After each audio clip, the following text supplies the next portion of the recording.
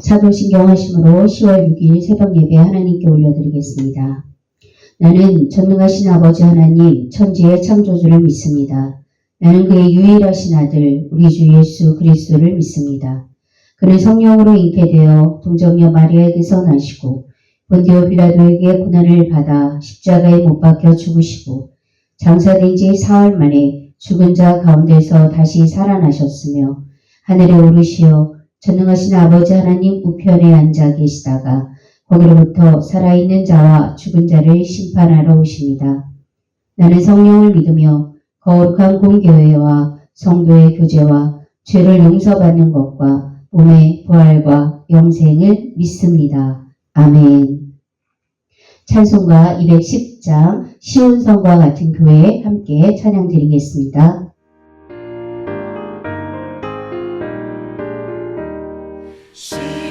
시온성과 같은 교회 그의 영광 한없다.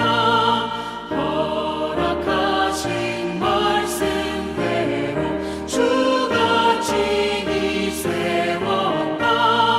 반석 위에 세운 교회 흔들 자가 누구랴. 모든 원수를 에워싸도 아무 근심 없도다. 생명샘이 솟아나와 모든 성도 마시니 언제든지 흘러넘쳐 부족함이 없도다.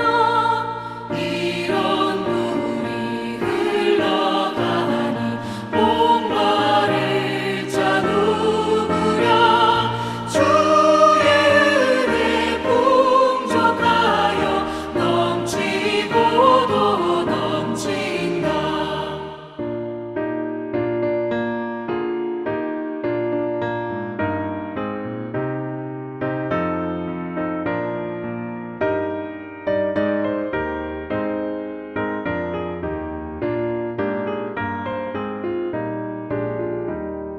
주의 은혜 내가 받아 시온 백성 되는데 세상 사랑 비방해도 주를 찬송하리라.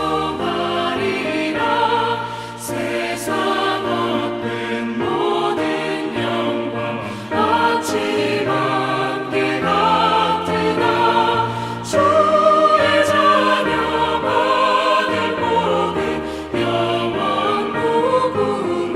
무궁하도다. 아멘. 오늘 하나님께서 우리에게 주신 말씀은 로마서 14장 1절부터 12절까지의 말씀입니다. 믿음이 연약한 자를 너희가 받되 그의 의견을 비판하지 말라. 어떤 사람은 모든 것을 먹을 만한 믿음이 있고 믿음이 연약한 자는 채소만 먹느니라. 먹는 자는 먹지 않는 자를 업신 여기지 말고 먹지 않는 자는 먹는 자를 비판하지 말라. 이는 하나님이 그를 받으셨음이라. 남의 하인을 비판하는 너는 누구냐? 그가 서 있는 것이나 넘어지는 것이 자기 주인에게 있음에 그가 세움을 받으리니 이는 그를 세우신 권능이 주께 있음이라. 어떤 사람은 이 날을 전날보다 낮게 여기고 어떤 사람은 모든 날을 같게 여기나니 각각 자기 마음으로 확정할지니라. 나를 중히 여기는 자도 주를 위하여 중히 여기고 먹는 자도 주를 위하여 먹으니 이는 하나님께 감사하며 먹지 않는 자도 주를 위하여 먹지 아니하며 하나님께 감사하느니라. 우리 중에 누구든지 자기를 위하여 사는 자가 없고 자기를 위하여 죽는 자도 없도다. 우리가 살아도 주를 위하여 살고 죽어도 주를 위하여 죽나니 그러므로 사나 죽으나 우리가 주의 것이로다. 이를 위하여 그리스도께서 죽었다가 다시 살아나셨으니 곧 죽은 자와 산 자의 주가 되려 하심이라. 내가 어찌하여 내 형제를 비판하느냐? 어찌하여 내 형제를 업신 여기느냐? 우리가 다 하나님의 심판대 앞에 서리라. 기록되었을 때 주께서 이르시되 내가 살았노니 모든 무릎이 내게 꿇을 것이요 모든 혀가 하나님께 자백하리라 하였느니라. 그러므로 우리 각 사람이 자기 일을 하나님께 짓고 하리라. 아멘. 할렐루야. 오늘은 우리 민족의 큰 명절인 추석입니다. 어쩌면 분주할 수도 있는 이 추석날 새벽에도 변함없이 주님을 예배하시기 위해서 일찍 일어나신 여러분 모두를 축복합니다. 세상에 어느 집이든 화장실이 있듯이 문제가 없는 집은 없다라는 말이 있습니다. 마찬가지로 세상의 모든 교회에도 문제가 있습니다. 하나님께서 이 땅에 교회를 세우신 이래로 단 한 교회도 문제없는 교회는 없었습니다. 바울의 편지를 받았던 로마 교회 역시 예외는 아니었습니다. 그 안에는 이방인 그리스도인들과 유대인 그리스도인들이 함께 있었기에 아주 작은 차이조차 갈등의 불씨가 되곤 했습니다. 그렇다면 이 문제 많은 교회를 향해 바울은 어떤 해법을 제시하고 있을까요? 오늘 본문을 통해 그 답을 한번 살펴보도록 하겠습니다. 첫째로 바울은 믿음이 연약한 자를 받아주고 그들의 의견을 비판하거나 판단하지 말아야 한다라고 권면합니다. 로마 교회 안에는 유대인 그리스도인들과 이방인 그리스도인들이 함께 신앙생활을 하고 있었습니다. 이 그룹 모두 예수님을 믿고 그리스도인들이 되었지만 생활 방식은 달라도 너무나도 달랐습니다. 어떤 이들은 고기를 먹었고 또 어떤 이들은 채소만 먹었습니다. 어떤 이들은 절기를 철저하게 지켰지만 또 다른 이들은 모든 날은 똑같다라고 여겼습니다. 이렇게 작은 문제부터 큰 문제까지 교회 안에 여러 가지 문제가 잔존하고 있었기에 교회는 늘 시끄러웠습니다. 바울은 이런 상황 속에 있는 로마 교회를 향해서 믿음이 강한 자가 믿음이 연약한 자를 받아주라라고 말씀합니다. 바울이 말하는 믿음이 강한 자는 로마 교회의 주류를 이루고 있었던 이방인 그리스도인들이었습니다. 숫자가 많았기에 목소리도 컸던 그들은 소수였던 유대인 그리스도인들을 향해 저 고기도 못 먹는 이상한 사람들, 무슨 절기를 저렇게 많이 지키는 거야 하며 대놓고 비웃었습니다. 그렇다고 문제가 이방인들에게만 있었던 것은 또 아니었습니다. 손바닥도 마주쳐야 소리가 난다는 말처럼 유대인 그리스도인들에게도 문제가 있었습니다. 그들은 여전히 선민의식에서 벗어나지 못하고 있었습니다. 비록 소수라서 직접적으로 이방인들을 지적하지는 못했지만 속으로 저들은 이방신에게 바치는 고기를 먹는 야만인이야 라고 멸시했습니다. 또한 절기를 지키지 않는 그들을 보면서 저들은 분명히 하나님의 심판을 받을 거야 라고 수군거렸습니다. 바울은 그들의 이러한 태도가 교회를 해치는 심각한 문제임을 지적합니다. 그리고 아주 분명하게 누군가를 판단하거나 정죄할 수 있는 권한은 오직 하나님께 있다고 강조합니다. 4절의 말씀인데 제가 우리말 성경으로 한번 읽어드리도록 하겠습니다. 여러분이 누구이기에 남의 종을 판단합니까? 그의 서고 넘어짐은 자기 주인에게 달려 있습니다. 바울이 말한 대로 하나님께서는 우리에게 누군가를 판단할 수 있는 그 권한을 주시지 않으셨습니다. 그러므로 우리가 남을 판단하거나 정죄하는 것은 하나님께서 가진 권한을 침해하는 심각한 죄에 해당이 됩니다. 판단과 정죄는 하나님의 일이지 우리의 일이 아니기 때문입니다. 우리가 해야 할 일은 오직 서로를 비판 없이 품어주는 것입니다.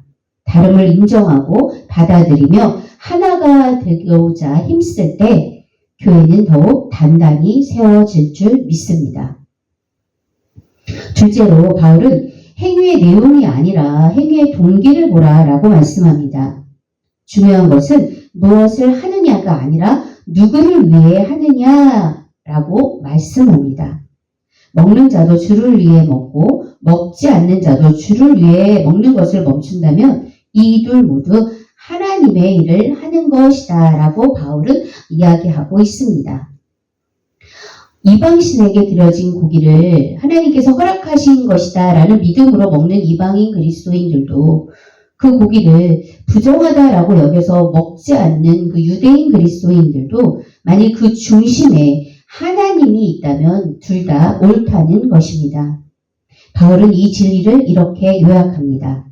우리가 살아도 주를 위해 살고 죽어도 주를 위해 죽나니 그러므로 사나 죽으나 우리가 주의 것이로다. 바울의 말씀대로 무엇을 먹든지 무엇을 마시든지 혹은 먹지 않든지 마시지 않든지 그 모든 것이 주를 위한 것이라면 우리 모두는 주님의 사람입니다. 교회 공동체 안에는 너무나도 다양한 사람들이 있습니다. 누구는 빠르고 누구는 느립니다. 누구는 노래를 잘하고 누구는 노래를 잘하지 못합니다. 모두 다르지만 이들에게는 공통점이 있습니다. 그것은 바로 예수님을 우리의 구세주로 믿는다는 것, 그리고 하나님을 사랑한다는 것입니다. 그래서 주를 위해 살고자 하는 마음이 있다는 것입니다. 이 마음만 같다면 나머지는 중요하지가 않습니다. 느려도 괜찮고 노래를 못해도 괜찮습니다. 하나님께서는 이 모든 다름을 사용하여 협력하게 하시고 마침내 아름다운 선을 이루실 것이기 때문입니다. 서로 너무 다르지만 동시에 너무도 같은 사람들의 모임, 그것이 바로 교회 공동체입니다. 실제로 바울은 자기를 돌아보는 삶을 살아야 한다라고 말씀합니다. 본문 10절에서 바울은 이렇게 기록하고 있습니다. 우리가 다 하나님의 심판대 앞에 서리라. 이 말씀은 단순한 경고가 아닙니다. 우리에게 닥쳐올 현실입니다. 언젠가 우리 모두는 하나님의 심판대 앞에 서게 될 것이며 그 자리에서 우리 각자의 삶을 평가받게 될 것입니다. 하나님의 심판대 앞에 서게 될 그날 하나님께서는 너는 내게 준 그 은혜를 어떻게 하면서 어떻게 관리하면서 살았느냐, 내가 너에게 맡긴 시간을 너는 과연 어떻게 사용했느냐 라고 우리에게 물으실 것입니다. 그때 하나님께서 주신 시간을 누군가를 비판하고 판단하는데 다 소용했다고, 그래서 하나님께서 주신 은혜를 몽참 다 까먹었다고 그렇게 말할 수는 없지 않을까요? 다른 사람을 정죄하고 판단할 시간이 우리에게는 없습니다. 하나님의 은혜를 깨닫고 그 은혜에 감사하며 하나님께서 주신 시간을 하나님께서 원하시는 것으로 채워가기에도 모자른데 엉뚱한 일로 시간을 낭비하다가는 한마디로 경을 치게 될 것입니다. 그러므로 우리는 날마다 스스로에게 물어야 합니다. 지금 내가 하는 선택이 주님 앞에서 합당한가? 지금 내가 내뱉는 말이, 지금 내가 하는 행동이 하나님의 칭찬을 받을 만한 것인가? 이제 우리의 시선을 다른 사람을 판단하고 정죄하는 데서 거두고 우리 자신을 돌아볼 시간입니다. 하나님의 심판대 앞에 서는 날 주께서 잘하였다, 착하고 충성된 종아라고 칭찬하실 만한 그런 삶을 살아가시는 저와 여러분이 되시기를 소망합니다.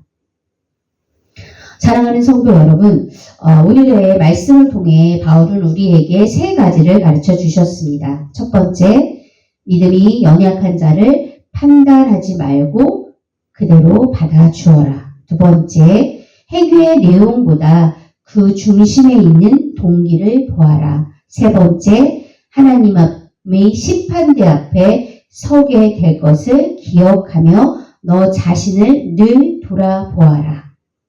이 말씀을 종합해 보면 결국 이 교회 공동체 안에서 또 우리 삶 가운데서 우리가 해야 할 일들은 아주 단순해집니다.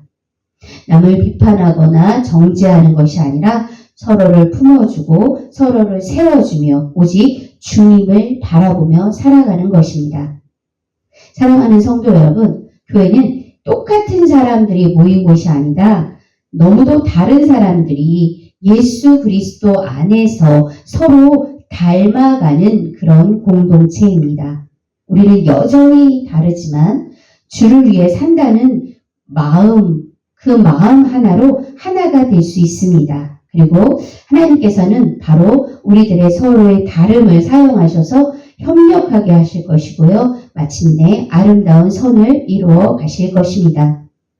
그러므로 우리는 판단 대신에 사랑을, 비난 대신에 격려를, 분열 대신에 연합을 선택해야 합니다. 그렇게 할 때 우리 교회가 더욱 든든히 서가며 세상 속에서 하나님의 영광을 드러내는 공동체가 될 줄로 믿습니다. 이 시간 430장 주와 같이 길 가는 것 함께 찬양 드리겠습니다.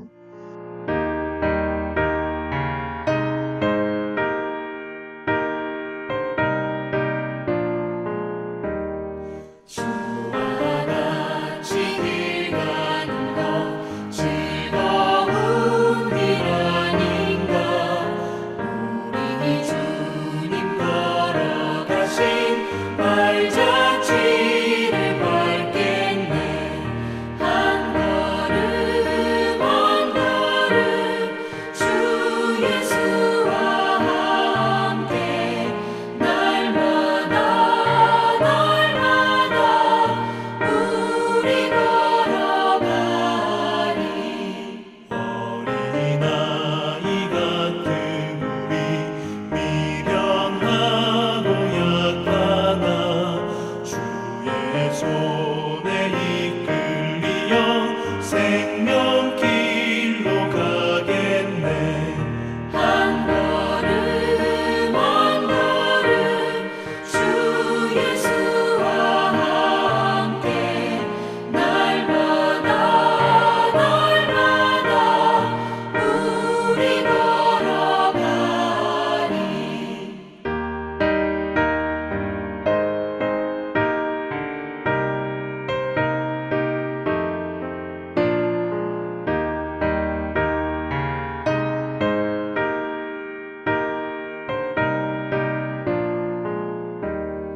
꽃이 피는 들판이나 험한 골짜기라도 주가 인도하는 대로 주와 같이 가겠네.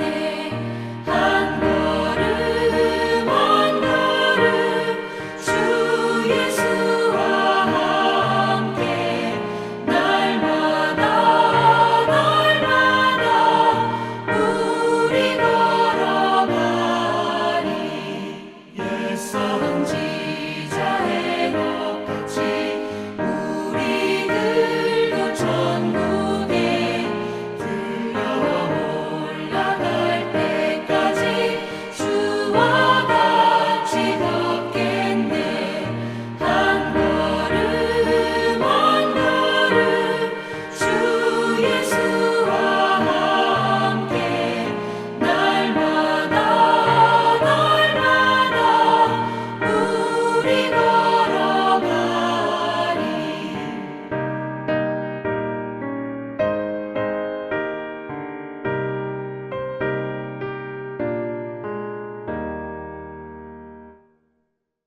기도하심으로 오늘 예배를 마치도록 하겠습니다.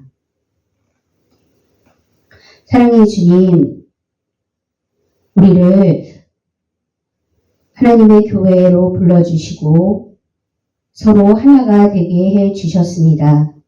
우리의 모습은 서로 다르지만 주님을 사랑하고 주를 위해 살겠다는 그 마음은 같습니다. 그 마음으로 서로를 보듬어 안게 해주시고 비판하지 않고 정죄하지 않게 해주십시오. 그래서 주님 보시기에 좋았더라 칭찬받는 우리 교회 공동체가 되게 해 주십시오. 그렇게 매 순간 주님을 닮아가는 우리 모두가 되게 해 주시길 소망합니다.